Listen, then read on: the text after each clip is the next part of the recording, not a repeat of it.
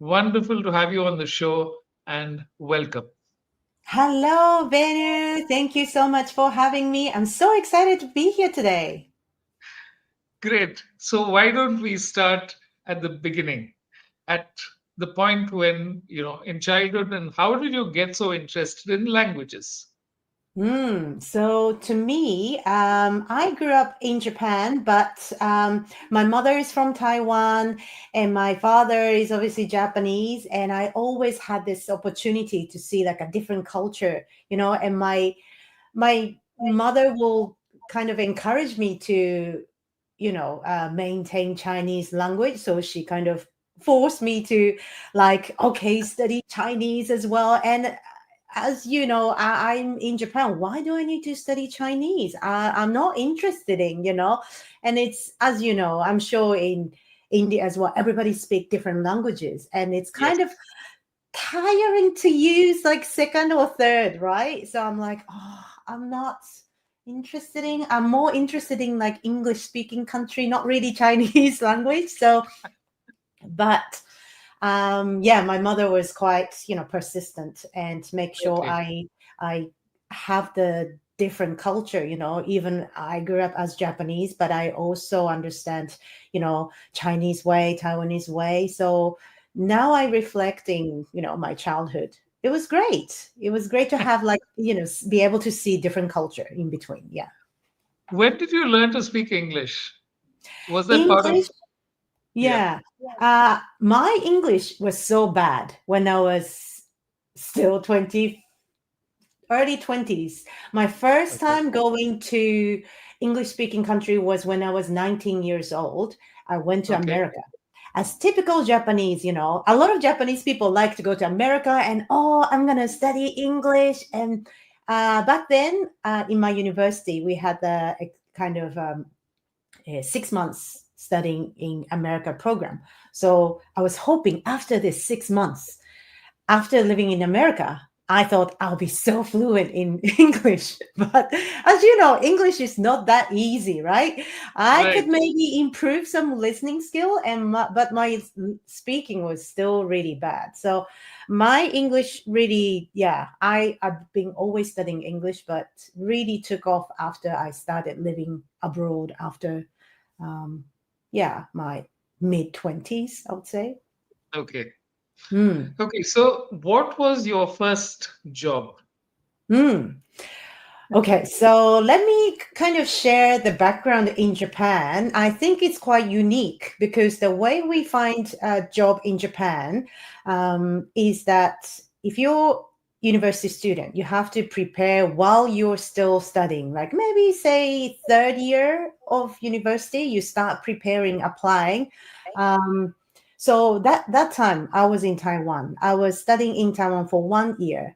So I missed this golden time of job hunting because everybody will wear this recruitment suit applying for a job around the same time because then they will get the kind of job offer while they're still in university.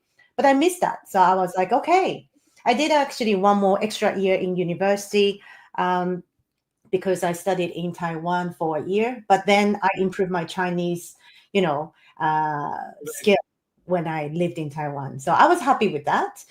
But I obviously kind of, wasn't on the wave of this job hunting as everybody else. So I was like, oh, what should I do? But I was still looking for a job. And back then, there's an opportunity to apply for an internship when I was looking for a job.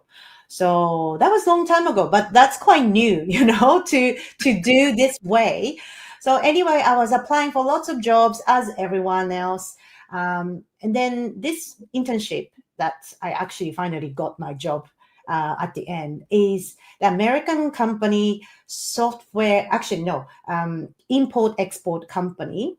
Okay. So they import all the computer hardware from America or Taiwan or different countries and then resell in Japan. So I always wanted to use my language skills, either use Chinese or use English. So yeah, I had this internship opportunity and the company was amazing. And luckily I got the job offer from this company. And the difference Okay. is that if you're working as an intern, you already know how the company is like, right? You Right. already work Right. with the people inside before you actually accept the job offer. And luckily, I had another job offer back then. But obviously, I prefer this company because I already know the people and they were so inspiring. And the CEO, president of the company was very inspiring. So, yeah, that's how I got my first job in Japan. It's called Synex, importing computer hardware company. And I work Okay. as a buyer Okay. or, yeah. Great. So, how long did you spend on the first job? And what were the reasons to move to the second one? Right. So I was happy. So in Japan, obviously, um, as you might already know, a lot of people might stay in one company for quite long time. Like, still maybe some companies do lifelong, oh, I'm in this company. I'm going to work for this company forever. But these days, Yeah. obviously, some people will, plan their career differently, and not everyone is like that. But I was happily, working for this company. And in Japan, if you're fresh, new recruit, your seniors will teach you how to do things. Right. So it's really great to learn how things work because I always knew I wanted to be a global career woman. I always knew. So I thought, woo, I should really learn how Japanese, how to work with Japanese or how Japanese company work. So in the first 3 years, I was there. I learned the Japanese business manner. You will not know how detailed in the Japanese business culture, starting from how to exchange business card. There's a Okay. way to do that, and how to write emails, how to write the envelope. Back then you still post something and, facing this way or, the manners, everything. So, yeah, that was my first job. It was great for me to learn how things work. And so, changing the second job, actually, my second job was in Thailand. Okay. So I always wanted to go to America to do my master degree because I wanted to be a global career woman, and that was my Right. dream. And I thought MBA will give me the great start if I do that in America. So I was preparing for that. But one day, my parents decided to move to Bangkok, and I'm only Okay. child. And my Okay. parents were like, "Yeah, why don't you come to Thailand and work?" I'm like, I'm not interested in Thailand. Why? I wanted to go to English speaking country and maybe get a job there, study there. Um, but I thought, okay, if I know Japanese way, if I know Chinese way, Taiwanese way, if I go to when I was still young, if I go to Thailand and then go to America, that would be great. I can, have a bit of different Asian country or, experience. So that's why I went to Thailand. And I look for, back then my English wasn't really that great, but luckily I found a Japanese assistant manager job in a four-star hotel in Thailand, in Bangkok. So that was my second job. Okay. So, how many languages do you speak, read, write right now? Well, I can confidently say Japanese is obviously my first language. I can read and, Right. I'm native. Chinese used to be my Chinese was better, but now my English is obviously, spending more time in English speaking country, my English. Chinese, I can still go, to speak in Chinese, no problem. Thai, I did learn some Thai when I lived in Thailand from taxi Right. driver and the masseuse. That's the only people I learned Thai. Hokkien is the dialect spoken in maybe Singapore and maybe Malaysia. Because I learned this language to communicate with my grandmother. She could only speak Hokkien. So yeah, Okay. that's it. So, did you ever think of saying that, yes, I know several languages, so what are the career options which are available to me? Or you always knew that you liked working with people as well, which is why you looked at something which was a combination that required language skills and dealing with people. Ooh, that's Does that very, cross your yeah. mind? That's really, I love that question, Venu. Always, a lot of us, we learn English, right? Across the world, unless you're native English speakers. And seeing my parents using their language and doing business, like my father, he could speak Spanish, Chinese, and Japanese, which is quite unusual for a Japanese man. um, my mom, she can speak Cantonese, not this different dialect from mainland Mandarin and Taiwanese and Japanese. So seeing that really inspired me. I really want to bridge the, like different culture, different country. And I could see that from young age. Wow, if you can speak different languages, you have more opportunity. You can deal with people from different countries. And like my parents were running their own business and importing like supplement from US, or like actually, yeah, his business partner was Indian American. So from when I was young, I often learn different culture, the different way of doing things. So I always thought that's gonna be amazing if I can use my knowledge and experience. So yeah, definitely language helps you to open more doors, I would say. Right, right. So, when did this thing of working with people and understanding cultural nuances, Mm, what was the route that got you into this yeah. profession? Because it's such a rare, unusual job, Yes. right? Intercultural trainer. I rarely see, hi, what do you do? Oh, I'm intercultural trainer. And the other person, what? Is there job like that exist? I Yeah. often get that. And I'm so lucky to be able to, teach this fascinating topic. But the root cause of this is, even though, let's say, it's not the like as an intercultural trainer, I've been always involved in that kind of job. So, for example, my second job was um, working in the hotel, but I always helping both like Thai local staff with the Japanese customer. So there's always like a different, ways of approaching things. So, for example, I had to work with some uh, maybe embassy people arriving VIP, and for Japanese people. Oh, okay, Mr. Yamada will be up, arriving like 7:06. We have to line, because I was working in an airport hotel, so we had lots of VIP people staying in the hotel. We had to do like a really detail, where some people sometimes, like when I work with Thai staff, maybe like, well, they're arriving 7 one at a time, and then sometimes it's like people not there, or people not really kind of engaged as the same way.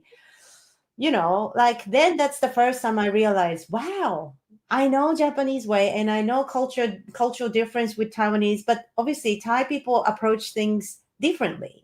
Sometimes Japanese people are so serious about everything, but for Thai Right, people, like, why? The fun part is also important. right. So as a manager, you really need to learn and understand when you're managing different like dynamics of people coming from different cultural background. You need to be aware how to communicate. So that is really how I learned the importance, and I thought that would be amazing to be involved in this kind of field. And what you mentioned a little while earlier, Mm. that Japanese business correspondence or interactions. Give Hmm. me a few examples of what is the Japanese way, and why is it that, when you're approaching a Japanese client, what are the things that you have to keep in mind?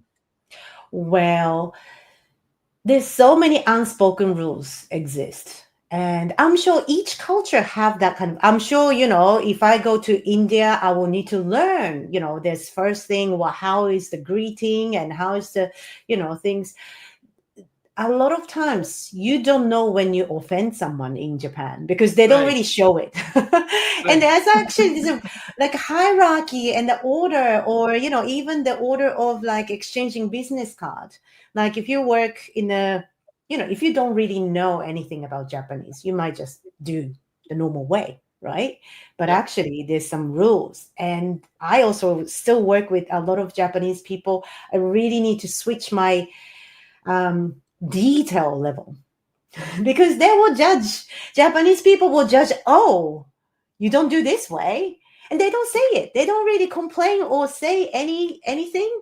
You just Okay. like, so that is why it's such an important thing that you need to know what to do or what not to do. And as kind of working in a hotel, I dealt with a lot of complaining Japanese customers. If I can Right. make Japanese people happy, I think I can make anyone, like in general, happy, I would say. Because, in Japan, I'm sure if you go to Japan, you see all the things are very detailed. And, um, so a lot of people have quite high expectation on either proposal, sending proposal or meetings, also approaching to things are quite different. For example, I live in Australia now. Everything is like so fast paced. Okay, can we do business? Yes or no? But Japanese people don't do that. You don't really say yes or no, even or rejecting or so that kind of difference you really need to know when you're approaching, different culture or different companies. Yeah. Yeah. And how do you get people to understand these nuances of culture? Like you Mm, said, if you had to go to the hotel and then train these people, they have a certain mindset. yes. So, what were the ways in which you got them to understand that this is important, Mm, that mm. knowing a culture is important? Well, it's really, fascinating, isn't it? How do people know? Well, first of all, people wouldn't know until you put yourself out of your comfort zone or, Right. until you travel. Because now I'm teaching Japanese university students that they never left the country and they're going to come to Australia, in a couple months' time. But if you're dealing with people with the similar mindset, similar background, everything is normal in your world. And Yeah. the awareness of that, for example, we are talking, like as we are in the same room, but I will need to, when I communicate, if I try to communicate with you, I will try to understand what is the, you know, value that is unspoken in your culture. It's not about just handshaking or the outside thing that we see, because that's why it's so difficult. We don't know what's right or wrong when we communicate with people, right? So back to your question, how do I teach? I would say the self-awareness, noticing how you do things is the first step before you kind of learn about other people. Because so many of us, we don't realize, oh, I didn't know that because I do this normally. I would not say no in front of other people because I'm just not comfortable with that. So I really need to be aware when I communicate with direct communicator. What do I need to do? Where's the gap? Okay, I need to close that gap. Maybe not just me, but I will maybe help communicating. Hi, do you mind doing this way, that way? Because I believe that cross cultural understanding is not just one person, it has to be coming from both ends, right? So, yeah, awareness is really important. Okay. How have you seen the difference between business in Japan and business in America? Because you've worked in both these places. So, is working in America or business a lot like Australia, which is fast paced, direct? Mm, yeah. People say exactly what's on their mind rather than arrive at Mm, the yeah. subject of discussion over time. Not, it is always prefaced with some Yeah. talk which is about the general environment. Mm, So, what are the changes that you have noticed? Because you have the advantage of, being native, native of Japan, mm-hmm. and to all the other cultures, you've picked up nuances and you know Yeah. how to operate in them. Mm. And then, how do you then navigate? The most of the time when you feel the most pain is that fact that you have the gap. So for example, the communication, I say, Japanese people will not disagree with you. They will say, oh yeah, that sounds great, I agree with you, even when they're disagreeing, right? But when you talk to American or maybe more Anglo-Saxon people, they will be straight. Well, I don't like the idea, or things like that. So when you see that is a huge gap between direct and indirect, you need to notice that. Um, yeah, I just find that there's certain things are very, very different, or people perceive in different way. Another thing, let me show you another example is, for example, hierarchy. I'm sure in a lot of Asian countries, we kind of have a natural respect for the bosses or, managers, whereas some countries, okay, well, you're my boss, but I don't really, mind. You need to show me you can do the job, so I'll give you the respect. So when you have this kind of really different way of doing things, I would still say when you're dealing with international environment, it's definitely helpful to have that kind of training or consulting, or coaching will help, because I deliver training for the people who moving to Australia as well. And I also teach a lot of new Indian families arriving in Australia, and they was just like, I don't know, in India, we do things as a group, as a family, everybody care, like offer help. Say, if you're new to this company, you expect other people to be, oh, Venu, are you okay? Shall we go for lunch? Or, but in Australia or in America, oh, I need to give you a personal space. I don't want to kind of, that's your private time. So I will kind of, make distance, or it's your free time. I'm not to interact. So everybody has positive intentions of whatever they do.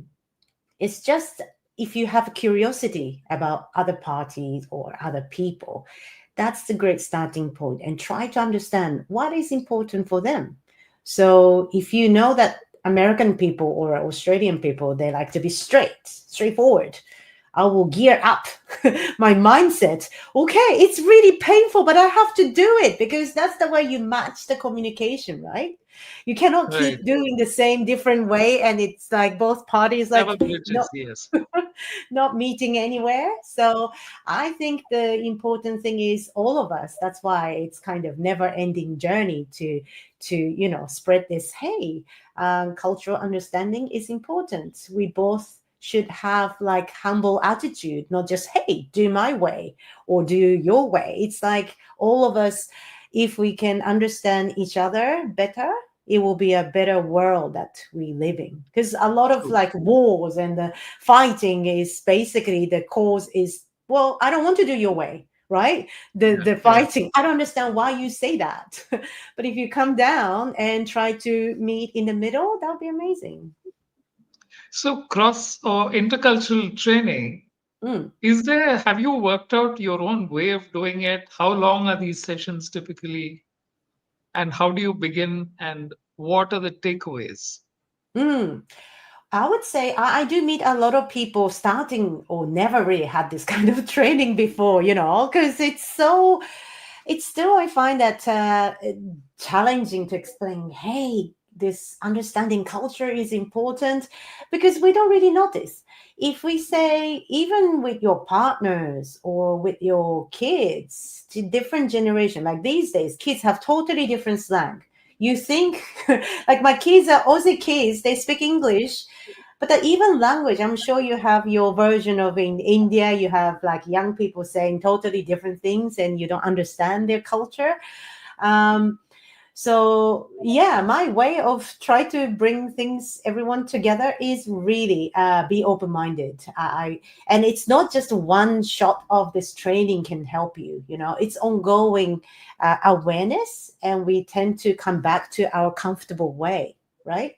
So first of all, it's ongoing, and I hope that through my training, um, I can inspire people to be curious about this. And even you can take action straight away. Okay, if I talk to people from different background, what should I be aware of? Like, that's a good starting point.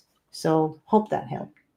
Hope that answered Yeah, it. that's a ultimately it's about sensitivity, about Mm, understanding that there is something that you may have done wrong or right.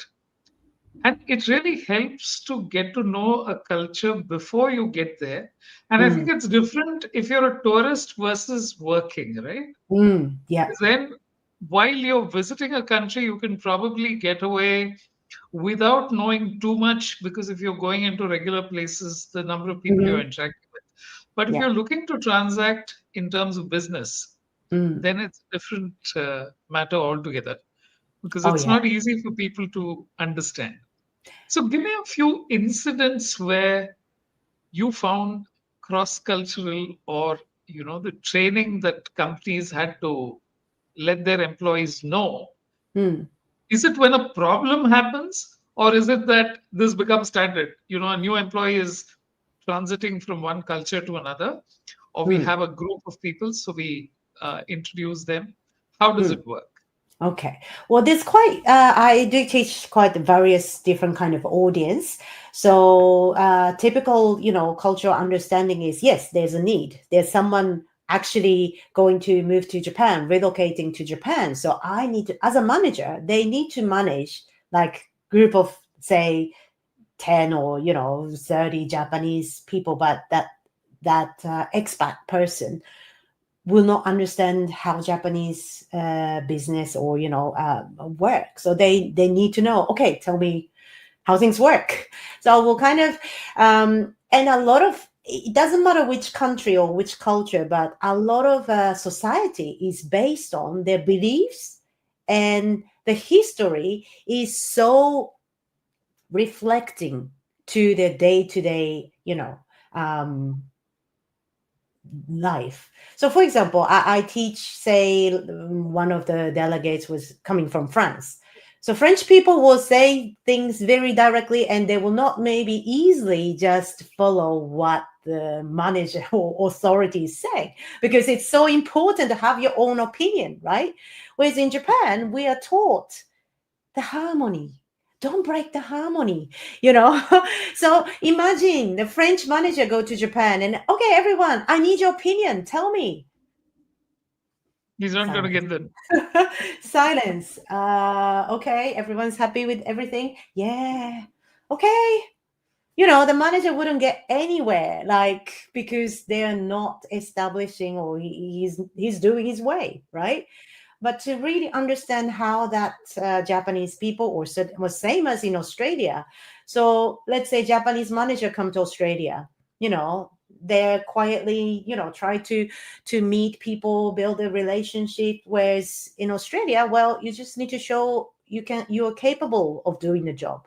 The relationship doesn't really, obviously it's important, but it's more important to show you can do it. People don't like to say, oh yeah, I can do this, oh maybe I can finish this project in certain days, blah blah blah. But you cannot, if you cannot keep your promise, you lose the trust, right? Some country, they will just say yes to just make the boss or manager or customer happy, whereas Yeah. the fact is more important than what you say. So that awareness is really beneficial when you go to different, or when you work with different culture. It's first of all nice to be aware of that difference. Mm. Okay. Now, when you people are trying to understand cultural nuances, what are the things that they find difficult? Is it changing behavior? Is it being aware that I need to change behavior? Because from whatever you've told me, it's very difficult to interpret things if Mm. you're going to Japan and people don't openly express displeasure, but Mm. nothing happens. Mm. And hierarchy, how do you figure out hierarchy? Is it the person who talks is the one who's the boss and all the others will stay silent? Or is it down the line a few people are allowed to talk? How does that dynamic work? Yeah, even the meetings, things will be done differently because in, let's say, more Western style would be, okay, everybody, say your opinion. Whereas if you say your opinion in Japan, that might cause someone to be embarrassed. You don't want to make someone lose face. And then this is another cultural awareness that you need to um, be aware, because that's quite a different things, right?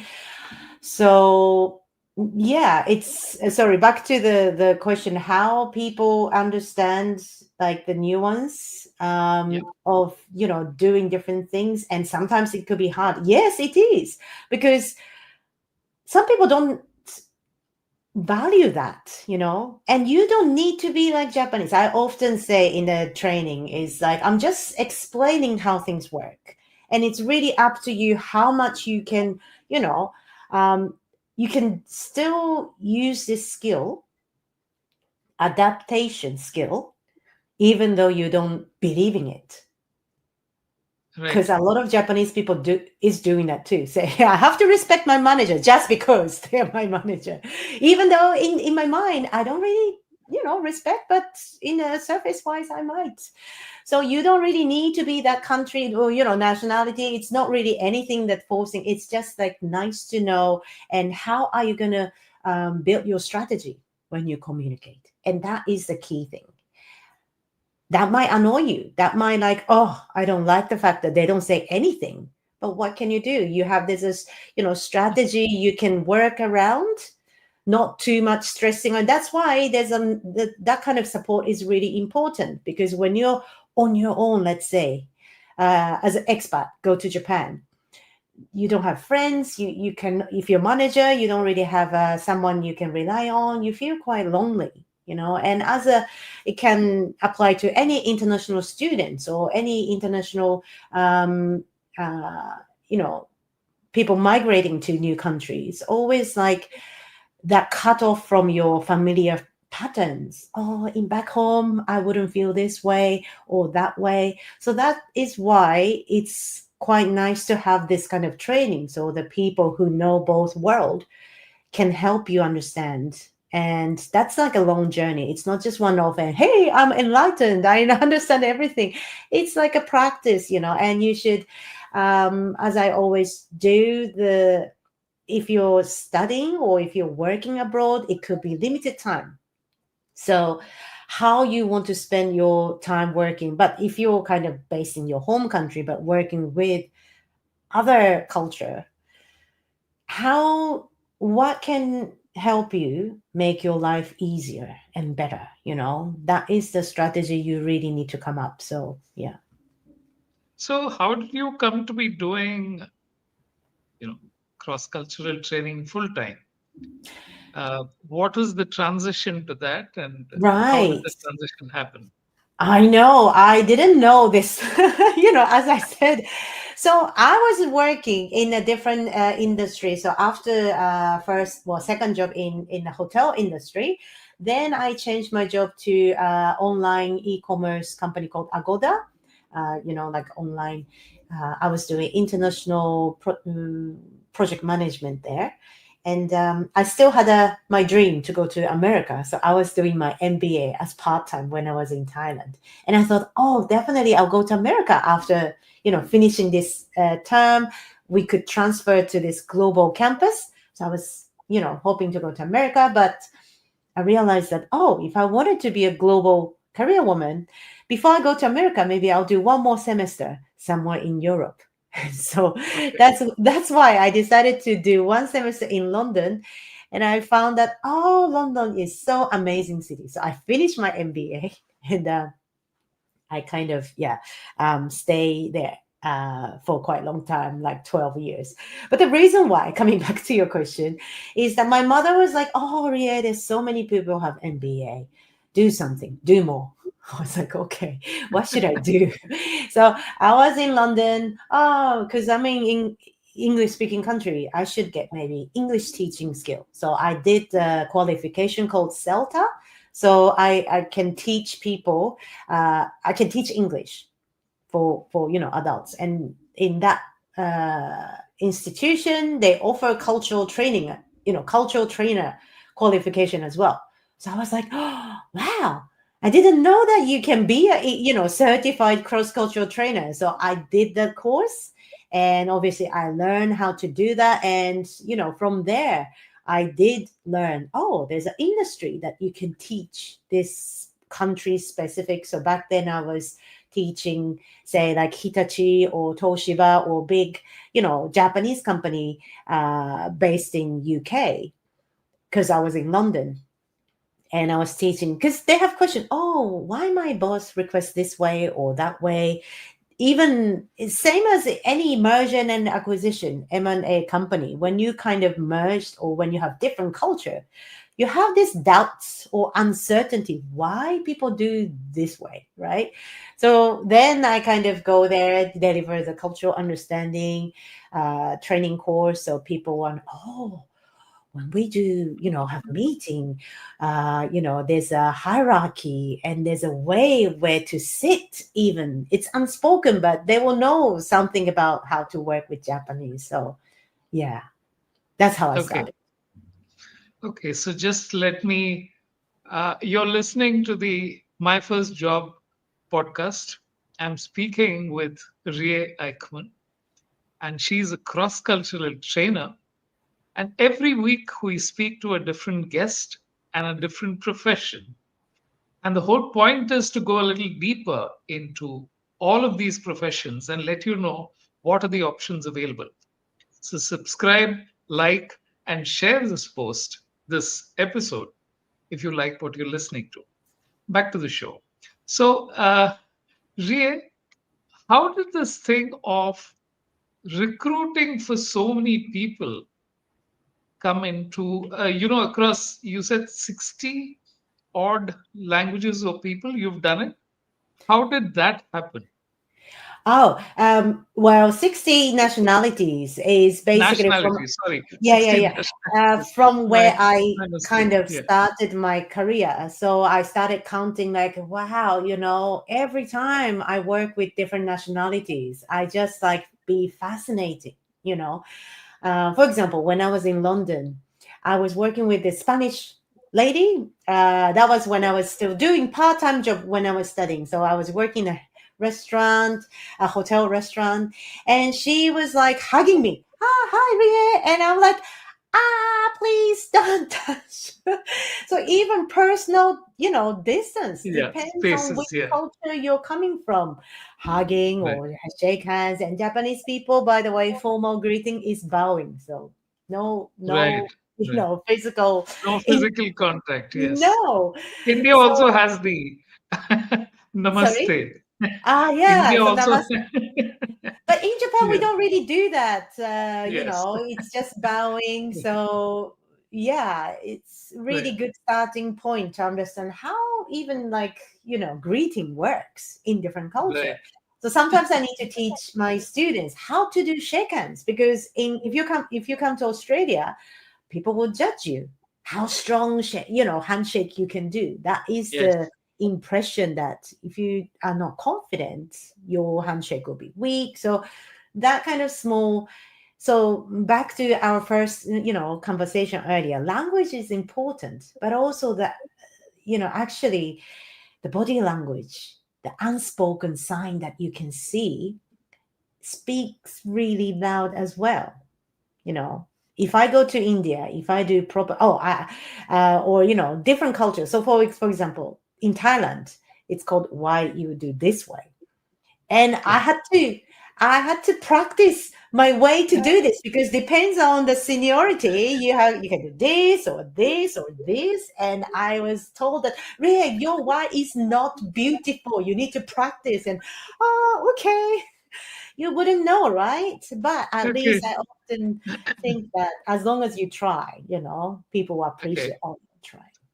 So, how do you explain to your Japanese clients Mm, that when they're dealing with a different culture, mm, it is that you have to look at that saying that if a person is aggressive, it's not because they see they're actually aggressive, but that's the way they are. It's not Mm, meant to be mm, disrespectful. mm-hmm. Yeah. So, what is your method when you're training people from Japan to see another culture, Mm, and when you're seeing another culture on mm, sensitizing them to Japan? very good question. So, in Japan, something we believe it's nice and polite doesn't really work. So, Right. for example, for Japanese people, it's nice to be calm, quiet, harmony. In the meeting, we don't say anything because we don't want to break the, harmony, right? Everything Right. should run smoothly. Whereas it doesn't really work in overseas, especially, if you're coming to Australia or, English speaking country, you have to express your feeling, express your opinion, which is really hard. I can say that for Asian culture in general, not just Japanese. It can Right. apply to India or a lot of Asian culture. When we have hierarchy culture, we immediately respect managers or senior person in the room. If the senior person is saying something important, oh, I will not disagree, right? So whereas if you come to a different culture, like very flat, no hierarchy, you need to be able to say something or contribute something. Otherwise people think you are hired to do certain things, but you don't seem to have opinion. So people will not appreciate your presence. So that would be quite challenging for Japanese people, or even asking questions. It's hard because that is for Japanese culture. Asking Right. question to teacher is like embarrassing both ways. Like, oh, it's insulting for, by the fact that if you ask question, that means you didn't explain to me perfectly, right? That's Oh, kind of, okay. Okay. very, it could be negative way, like, oh, it's also like saving face for like teachers. And if you Mhm. actually have some questions, you will kind of go outside of the classroom and then maybe speak more privately rather than asking in public or inconveniencing other people's time. Okay. Okay. So, what about the difference in culture in Japan between startups and Mm, established companies? So, I would mm, assume that young people who are starting off their own company, mm. do they follow the same culture or is it a little different? I would definitely say depends on the industry and like startup versus established. It's so different. Can tell you this mentality is across, quite universal. When you work with startup people, they have to do a lot of things, with a small number of people. So they have to do a lot of things, and same as in Japan, people are quite open-minded and very creative. So they will have amazing ideas. Whereas if you're a big company, part of the big organization, your role tend to be more hard to. That's another weak point for Japanese people working in a big company, is that you don't really get the job description. Because you don't get, as the marketing manager, you have to liaise with everyone and it's really hard to explain. So when I help Japanese people, let's say, find a career in overseas, because of Japanese company structure, there's no specific kind of, oh, your job is this, so you only do this way. You have to do everything. Why? Because it's more like a group oriented culture, and it's more harmony, and you're part of the company, so you do more extra.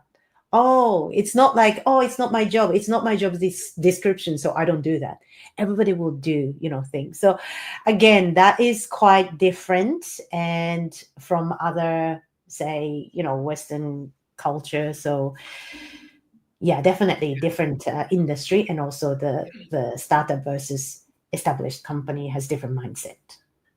The interesting, at least what I have observed from the outside, is that Japan was one of the earliest cultures to use emojis on Mm, mm, smartphones, and they yeah, developed a whole language of yeah. emojis of various expressions.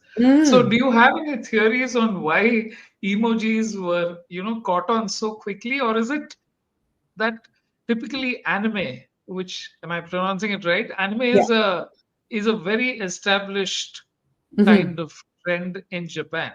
Mm, India, for example, has very, very limited. We have a certain, it's called calendar art. You have, we don't have a culture of comic books, and mm-hmm. it's all Yeah, mythology. I've yeah. not seen too much of. Whereas in the US, there is a completely different style of illustration and Mm, animation. And the mm, Japanese style is amazingly different. mm, It's almost as if it's in a, so you get to see everything that you're talking about mm, being summed up in that culture in the mm-hmm. way that Yeah, this comes out. yeah. So how did when it came to being in Japan, did you find that emojis started getting used a lot more, or where would you use it? Mm. How would you use it? I That's really great observation, Venu, because I think again, if you go to any country or witness something, that is a reflection of their cultural dimension, we call it, so why emoji has developed in Japan. And first, yes, we do have anime, like it's very, big industry. And even you see the snack packages or all the things, there's so many characters. I think Japanese, we like cute things, kawaii, obviously, kind of already like a universal word that everybody go, oh, that's so cute, kawaii. So the mentality of that is, yes, everywhere. And another great benefit of using emoji, or I'm not really expert on emoji, but I, as Japanese, as person, I can see the difference from different culture. Is that it's such a great way to say how you feel without saying it. Again, it's the ultimate indirect culture because you don't want to say it. I don't want to, there's a very lots of nuance. You can say, oh, sad or smiling, crying, or there's so many complex feeling you can just say by that stamp without exactly saying how you feel. So that is why I believe that emoji developed so much. And I still, nowadays, I know that young people use less emoji. My generation people still use a lot because I think that's the time it came out, and then I still feel that it's a very easy way to represent how I feel, or kind of establish the rapport. So, but that's really interesting. That young people might have different way, but I would say that's the indirectness of communication can be represented with a cute emoji. And yeah, very interesting. Okay. Okay, so this is a question that I normally, because anyone who gets into a profession who's looking at that is always saying, what are the salary structures like? Is it something that pays well? And Mm, what are the kind of hierarchies, and where do I start, and how does it progress? mm, So if you could throw some light on, you know, how is this profession compensated? That mm, would help. mm. Well, it's a bit hard to say, like in terms of salary wise, because I work with a lot of, say, different countries. Like I also work with American companies or companies like globally. So it's just really hard to say. But and I do get a lot of questions. Oh, I'm interested in becoming intercultural trainer. Um, I would say if you're quite young and if you're trying to, find as, intercultural trainer as a full-time job, you really need to start working with different industry or companies. Because as a trainer, at the end, any kind of trainer, you have to have actual experience to give your, say, asset of knowledge. For example, I worked in hotel industry and e-commerce company and higher education, so I know when I can reference to my work experience. I would say it's hard to just be intercultural trainer, like, oh, I will study this and I'll become like that. So I would suggest that you start with, yes, definitely, I studied intercultural international relations for my bachelor degree, and that helps you to understand the theory. But at the end, if you want to become intercultural trainer, you need to experience that by yourself, so you can have that empathy and you understand why your delegates or your trainees feel that way. So definitely encouraging, and start with the part-time. I didn't really jump on as a full-time at the beginning, and if you can balance that with other job. But now I'm a mother of two boys, and it's a great way to still be able to teach, say virtually, or sometimes in person. So yeah, I love this job because I get to meet so many people from different countries, and yeah, it's amazing, fascinating job. That's great, Ria, because uh, I think you've explained exactly why it is important to know multiple professions and cultures before you make that decision. Because it's not something that comes, it's not a job that you just get into and then keep going. Mm, And if I've understood you right, it also means that you have to have the openness to interact with people from multiple cultures. Because a lot of people tend to stick with people from their own culture and make mm, friendships there yeah. rather than get to know someone else because the effort involved is a little higher. And they're also worried about whether they'll say the right thing. So sometimes they'll be a little more hesitant. And in certain cultures, for example, it's not easy to cut through. So if when you advise people on making friends or getting things done, Mm, so what do you tell people from outside who are coming to Japan as to what mm, they need to do, and vice versa? That is, people from Japan on what they need to do when they're going out. mm. Oh yeah, I moved to Australia. I had to start from scratch, really. I established my friendship in back in London, and it was really challenging. So that's why I understand how it's like to move to a new country. That includes international students as well.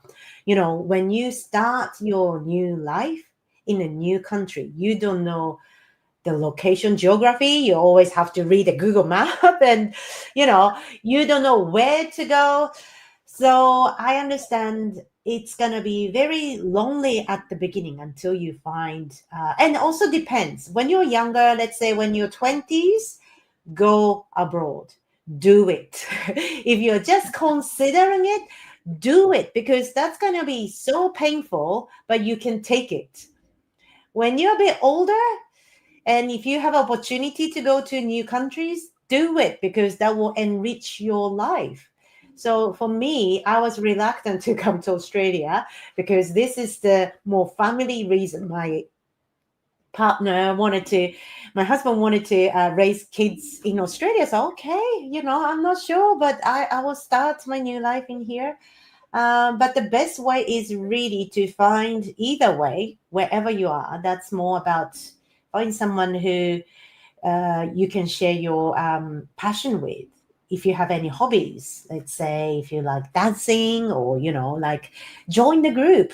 That's the first thing I would say. Or if it's hard to just, for example, in Australia, sometimes it's hard to find Australian people because there's so many different nationalities, and it's actually easy to start with the people. Say if you're coming from India, there's always definitely a community in abroad, like Japanese, like community as well. So start with there, and then find the people who share your values, because not always you become friends just because you're, same Indian or same Japanese. At the end, you choose people who you want to spend time with based on your values or, beliefs. So I would definitely start with, like, there's lots of events page that you can search. So I will go with, let's say, yeah, like I like salsa dancing, so I will find the salsa event, or even go to some class. That will be, yeah, a great way to meet people. Okay. So, what would be your advice to people who are looking to follow your footsteps? Mm, To do, I think you've explained it. If you can just summarize it before mm, we close out on the session today. mm. Okay, so advice for someone who would like to follow my steps. Ooh, I would say, yeah, be open-minded and do 100% or more for the things you're currently working on. Doesn't matter that's a job or, things study, it could be anything, but do 100%. And then the opportunity will come to you if you really want to do this kind of career, certain career. Do it, or connect with me, or connect with people, or practice. If you don't really see the opportunity yet, you can practice. Oh, I want to be a trainer. Oh, let's plan some webinar. You don't need to worry about, oh, maybe no one will show up, but that's okay. That's your practice. So if you want to achieve something, one, connect with the people who are already there and learn from them, and two, pretend you're already doing it so that you can do things like, yeah, like I said, webinar or events or doing things. And then that can help you to meet more people. So hope that helps. Wonderful. Rei Eichmann, thank you so much for coming on the show. It's been a pleasure interacting with you and getting to know what you do and the career that you have built slowly and steadily for yourself from the passion that you have and the interest in language and cultures. Thank you for coming on my first job, and it's been a wonderful experience. Oh, thank you so much, Venu. It was my pleasure, being here. Great. See you then. Thank you. Thank you. That was Rei Eichmann. And if you've ever wondered what being a cross cultural trainer is like, she's given you a lot of details. Next week, we'll be back with another profession, another interesting career journey. So continue to log in, subscribe, share, and let your friends know.